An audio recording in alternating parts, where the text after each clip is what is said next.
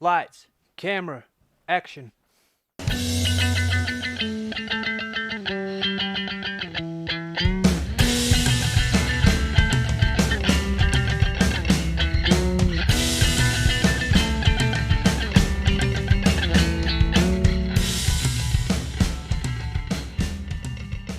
I mean, going all the way back, I mean, I know you were young when you took the role, obviously, but how do you go about getting a role that early? I know you've done some acting, but did you know that this was like a big film when, did you audition for it or were you just kind of offered it? Well, I've been auditioning in the business for at the time I've been in the business. Well, I've been since I was 6, and I was actually 12 when I auditioned for the movie, and had done several before. And I auditioned for it just like any other film. When we started, when I got it, I was thrilled because it was a John Hughes movie. And, you know, he was this incredible icon of the 80s and 90s. I mean, of the 80s as if we hadn't gone into the 90s yet. And it was thrilling that I was able to do that, to get a John Hughes film. We, of course, had no clue, had no idea that it would be as big as it turned out to be. No, it seems strange to say that now when you think of Home Alone. I mean, I think it's probably to the point now where when you mention Christmas, people sort of jump to Home Alone. Very much so. It's been it's become sort of synonymous with and certainly with Christmas films. Yeah, and we knew we were making a good film, a good holiday film, but we had no clue that it would actually have such longevity and have such an impact on so many people for generations. No, I mean, you could sort of only imagine. But as you say, I mean, synonymous is probably the word you'd use. Certainly, I mean, films, definitely. But I mean, for a lot of people, you mentioned Christmas, and one of the highlights of Christmas time is I'm going to watch Home Alone. So it really is. I mean, it's basically sort of all-encompassing, no? Absolutely. You said that you were acting from about 6 years old.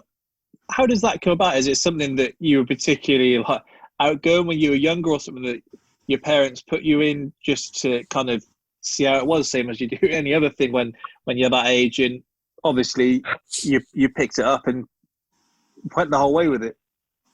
It came very naturally to me. Both my parents are actors as well. Oh, okay. And they, they actually, it happened quite by accident. One of their friends was a casting agent and asked if I'd be interested in trying out for a commercial, and I was absolutely thrilled. Not only was this was something that I had displayed a lot of. I mean, let's just say I wasn't really a shy kid, so I had displayed several, lots of performing attributes already, and it came rather naturally when I auditioned. I wasn't nervous at all, and then shooting it was great. And on top of that, I got to miss a day of school to shoot a commercial. That was fantastic. It was a win-win. And they paid me. At least I thought. I wasn't sure about that. The checks obviously didn't mean very much to me, but I was. I took to it like a duck to water, and I never really looked back. And I've always it's always been a lifelong goal for me to be an actor.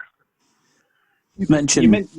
Go on, Keenan. So I was going to say, you mentioned obviously you were 12 when you sort of in Home Alone. I know you were in Little Monsters and things before, but it must have been the case that suddenly when Home Alone comes out around the Christmas holidays, you go back to school and you must just be a superstar. It must be really odd to be sort of a normal kid, like you say, outgoing, but sort of relatively normal. And then if people don't recognise you from Little Monsters and some other things, then you come back and you're in Home Alone, and suddenly you're sort of the toast of the town. It was. Nobody else can really understand, I guess, what it was, and I didn't understand what it was like either. We shot it when I had just turned 13, and I started high school, I guess, secondary school, I guess you call it. Yeah. I started high school in September, and the movie came out November 26th. So I was in high school for 2 months before it came out. And everyone was sort of like following this phenomenon along with me. My friends and even like teachers in school were, talking about it in biology class and how it stayed number one in the theaters, in the movie theaters, until April. I think April 14th. So almost my entire first year of high school was, the majority of it had Home Alone being the number one movie in the country and then the world. And it was strange. Because I was just trying to figure everything out. Yeah. Trying to figure out high school, becoming a teenager. Everything was completely new.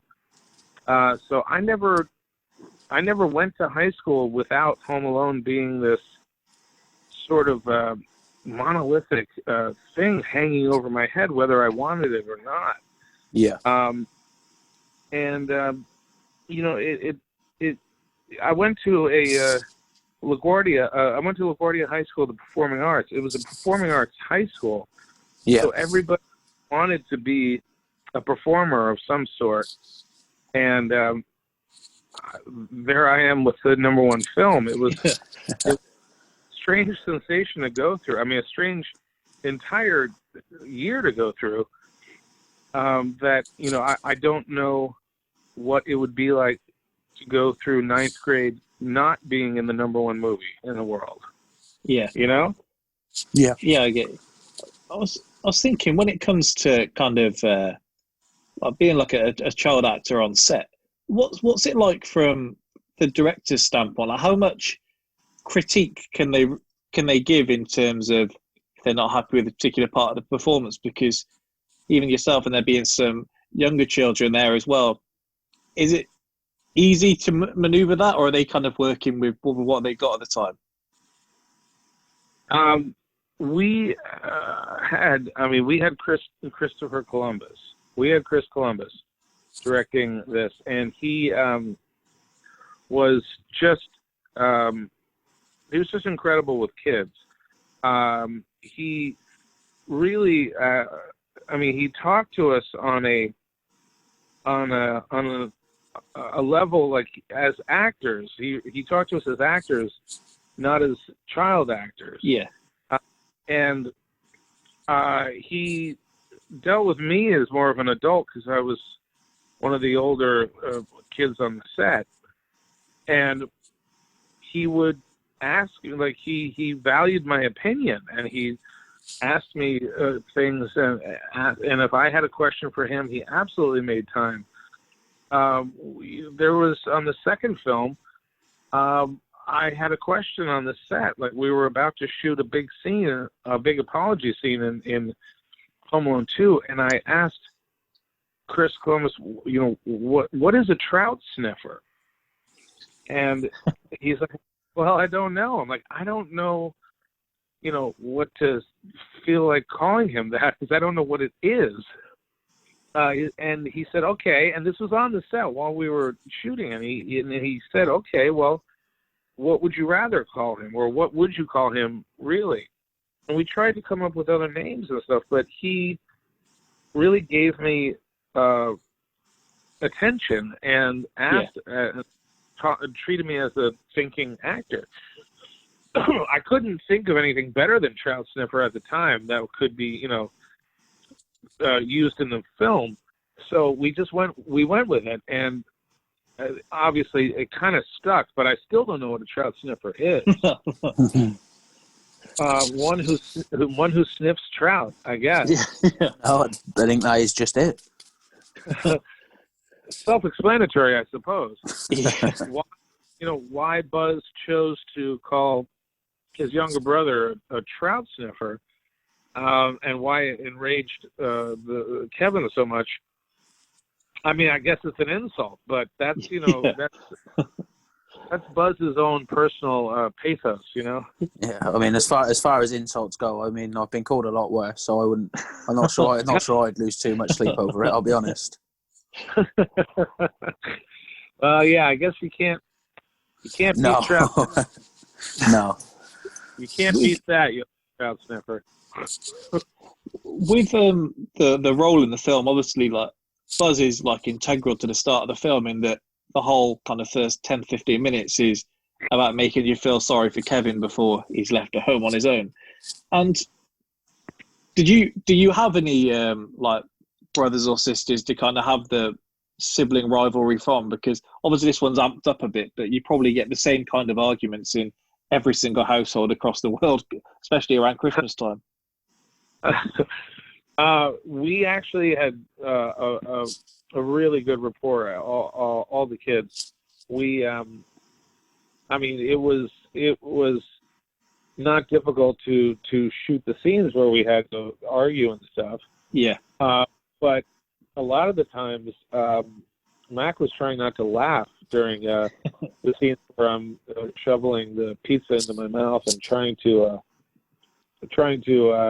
enrage him. We would laugh a lot as soon as they called cut. There was I guess there was a lack of method acting involved, but that's okay, because I think the chemistry that came out on film was worked out well. You got the idea. Like, Buzz was kind of a trout sniffer, to quote a great actor once. And everyone got that and knew that. And it was fun to play, and we never really got at each other's throats at all. That's perfect. I mean, you go through the whole first film, and then you've probably just got away from being number one, and you're in school, and then you do the sequel. So you must have known then that the same thing's going to happen, but probably bigger and around for longer. It was a whole new ball game for the second one. It was being called up to the majors. The first one was about $9 million, the budget, Yes. and it grossed over $500 million. So we sort of strolled into the second one with a giant $50 million budget, and that allowed us it took away all anxiety and fear about perhaps making a terrible film and no one will see it, or the distribution company won't like it, or what. We walked in with a confidence that allowed us to be able to relax and play and investigate the movie and the scenes more and really dig into it more. And that's that's the only sequel I've ever made, and it's truly it's a remarkable experience to be able to make a film that has a built-in audience and that you want to make. And it just pushed us to try and make things funnier and to try and to satisfy the audience that had been so supportive of the first one. Yeah. Motivational and relaxing. I mean, and truly one of the best film experiences I've had. What's it like kind of playing a bad guy, so to speak? I mean, you're not like an evil villain in Home Alone, but as far as characters go, it probably would be one of the bad guys, especially at the start of the film. Is that more fun to play than other roles, or how do you find it? I love it. Nothing's more fun than playing the bad guy. They are the best roles to play. Yeah. You look at Hans Gruber. Alan Rickman was having a fantastic time, and built a really interesting, memorable villain, psychotic and dangerous. But I didn't even have that to worry about. No. Nobody thinks Buzz is psychotic. I mean, a dick, yeah, but not psychotic. So it was great to play and to be able to not make him completely unlikable. Find ways where, like, at least at the end, hey, Kev, it's pretty. You didn't burn the place down, stuff like that. Lines like that, where it was like you could just sink your teeth into a bad guy's role. Much better. And I didn't have to beat anyone up or shoot anyone, so I've played several bad guys, some real bad guys. And those roles, people kind of stay away from you on the set a little bit more. When you're really like sociopath. Those are actually a little bit, hard to shake, to shake off when they call cut. Go into it. But with Buzz, I mean, it was just like exaggerate every obnoxious, boisterous, kind of selfish flaw or impulse that I have in real life, and then just go with it, make it bigger, and people love Buzz. Yeah. You've got the real bad guys then on set in Joe Pesci in particular, and he's just come off filming Goodfellas. This is his first film after Goodfellas, the first Home Alone. Did you kind of truly appreciate kind of who he was then more so than you probably would now? No, I did not. I was very excited to meet the guy who was in Raging Bull. And none of the other kids had ever, even heard of that. They were, hadn't been born. Goodfellas had not come out. Oh, okay. It came out like right at I think the same time as Home Alone. Like it competed with Home Alone. We knocked it out of number one for the entire time. I think Scorsese was rather upset. What a time at the box office! Right. I remember people talking like in the locker room of my high school. We were talking. The kids would come up saying Home Alone's number one again this week, and it was right before Christmas break. And I remember I was classmates and close friends with Corey Stoll, the actor. We were both in the same class of freshman year and in junior high school, and I remember him very specifically saying, like, "Well, yeah, it's number one this week, but next week Godfather 3 opens up, so guess it won't be number one for very long." Like, oh, geez, that's right. Godfather 3 is coming out Christmas Day. We'll never be able to compete with a brilliant, third installment of that film. It never reached. It never reached a number one. Like it never came close to us. No, I don't. It never quite reached the heights. Shall we say? So, I mean, with Joe Pesci on set, do you have kind of anything that when you see him that you go back to, any kind of like interaction with him? Because you read kind of these stories that other people have before, and he does seem like quite the character. He was rather upset that they were shaving his head. He had a fantastic mane of hair, this almost pompadour, if you will, and he was rather upset that they decided to shave it. And by the second one, this was '92, the height of grunge, and I had not gotten a haircut since the first Home Alone. So I had this long sort of lion's mane hair, and I was walking into the hair makeup trailer to get the haircut, and he was standing outside, looking at us. They let you keep that hair? And he's pointing to his scalp, and I said, "No, not really. I'm going in to get it cut." Like, okay. And when I came out, it was the Buzz shear, the Buzz cut. Yeah. And it says, "Hi! Now, how's it feel, huh? At least you got some hair left. My scalp is freezing." He was almost like ribbing me for getting the haircut.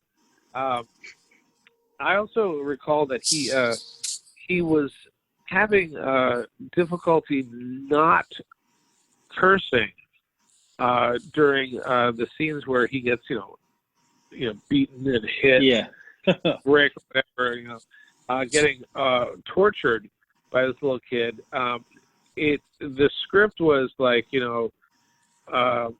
Harry howls in pain and mutters as he stumbles away. And he was muttering for sure, but they couldn't use anything that he was muttering. Saying what Joe Pesci as a burglar being beaten by a kid would say, that dirty motherfucker, so on and so forth. And Chris had to say, can you just sort of can you try and make it just, like the cartoons where, like Daffy Duck gets hit with a brick and then he's sort of like, fucking mutters as he walks away. And so he actually worked on that, just the muttering. And he says fracking a lot. Fracking, but everything was passable by censorship rules. I think it's hilarious. He was so in character that he was just cursing and mad. And he just had to hold it in and literally sort of Looney Tunes it as he walks away. Yeah.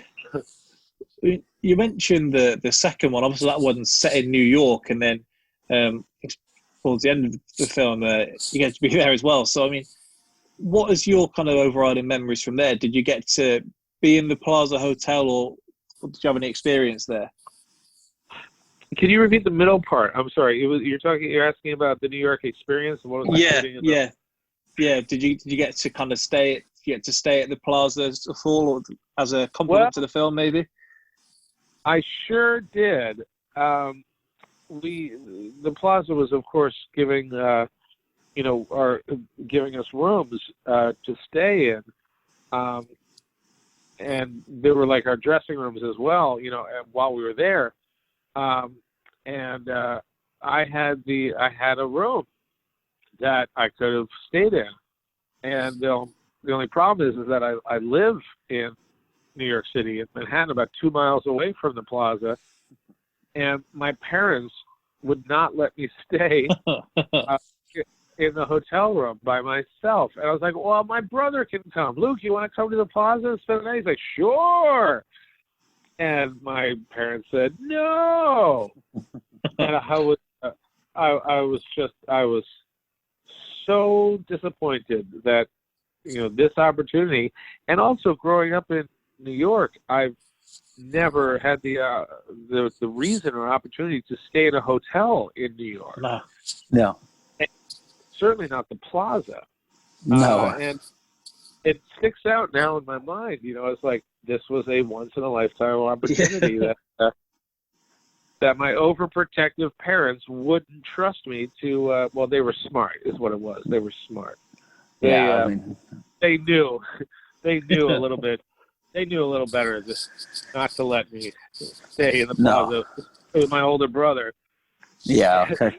I remember the second AD, the first AD, was saying, "Come on, you can stay there. You're gonna order all the room service you want. You're gonna the mini bar." And I was like, "What's a mini bar?"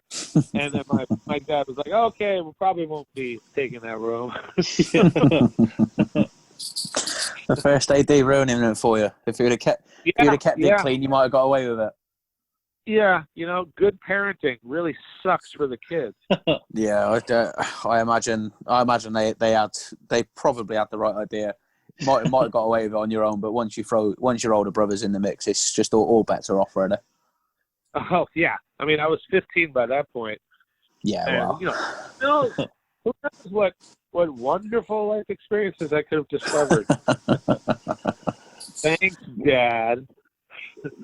What's it like now when Christmas comes around? Because as we kind of mentioned earlier, you almost can't escape for Home Alone being on the TV when you turn the channel. Do you ever go back and watch it, or even when you were younger, would you have to find maybe another Christmas film to watch to save just going over Home Alone again?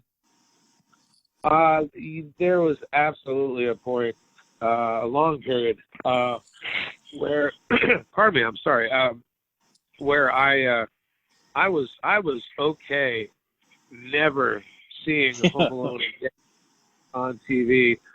And there were some stations here in America that on Thanksgiving Day would play Home Alone 24 hours in a row. Okay. And it replaced them playing It's a Wonderful Life.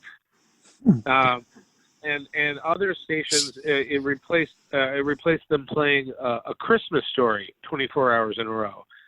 And they did this on Christmas Eve as well.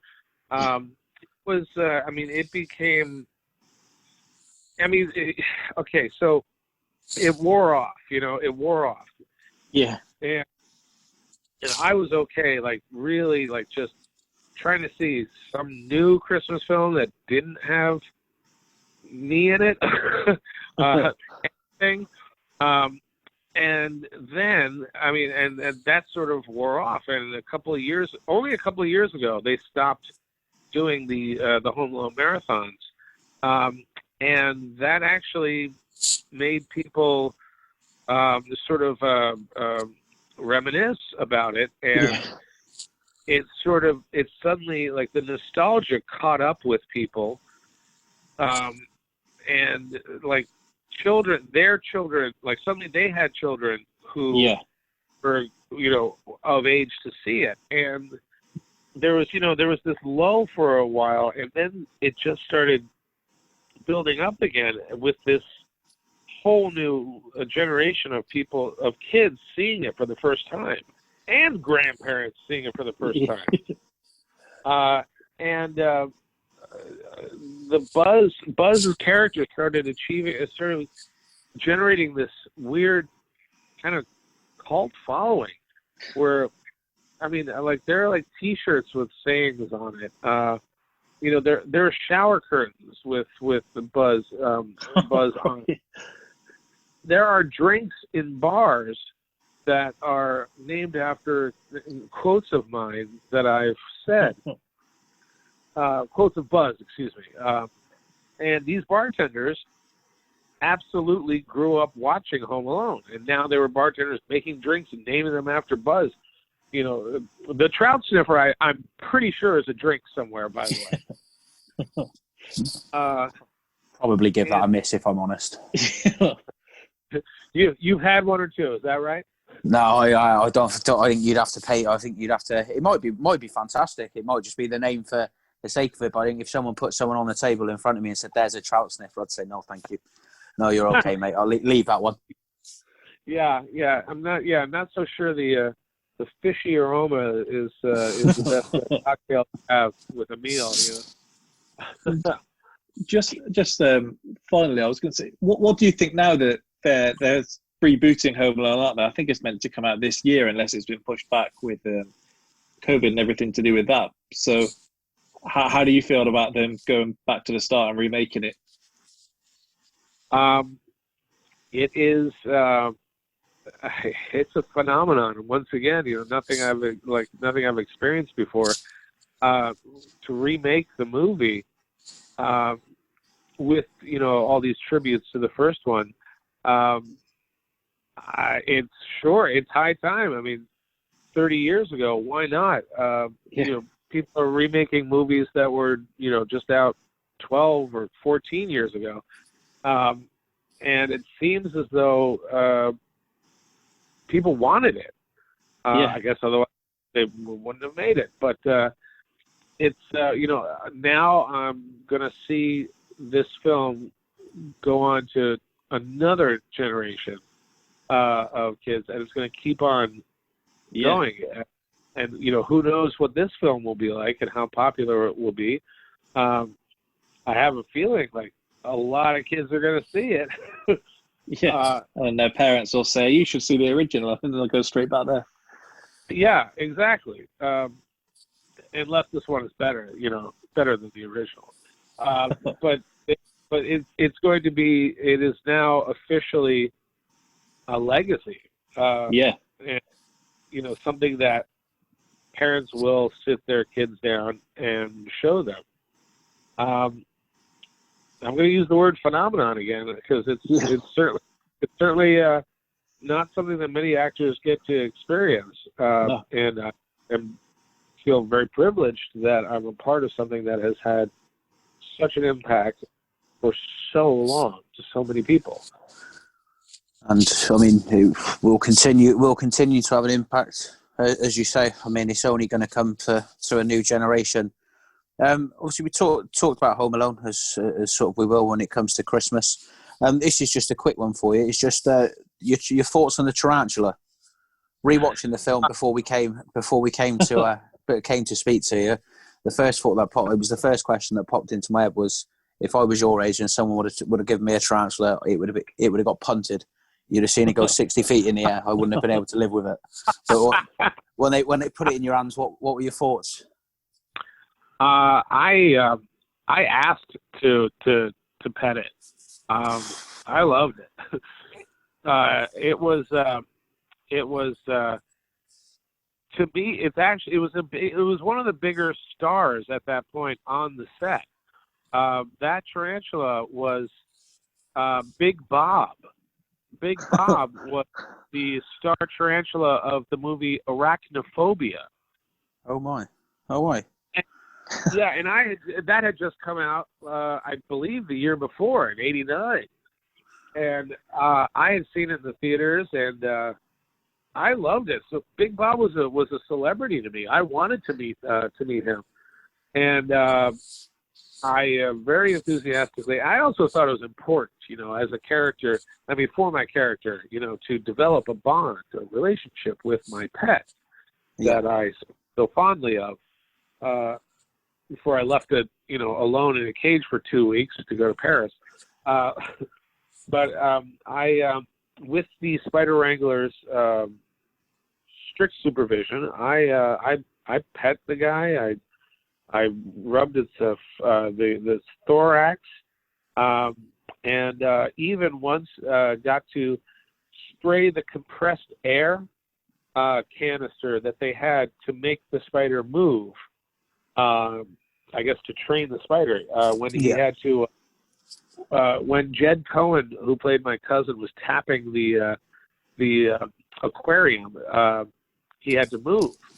But tarantulas are very shy and and scared and don't want to reveal themselves by moving. So they don't move unless they have to. Yeah. And so during one of the close-ups, I sprayed a canister of compressed air up its arse. If tarantulas have arse holes, I'm not sure if they do. Oh, I don't know. It's not an animal I've ever spent too much time thinking about, other than he was earlier adorable. today.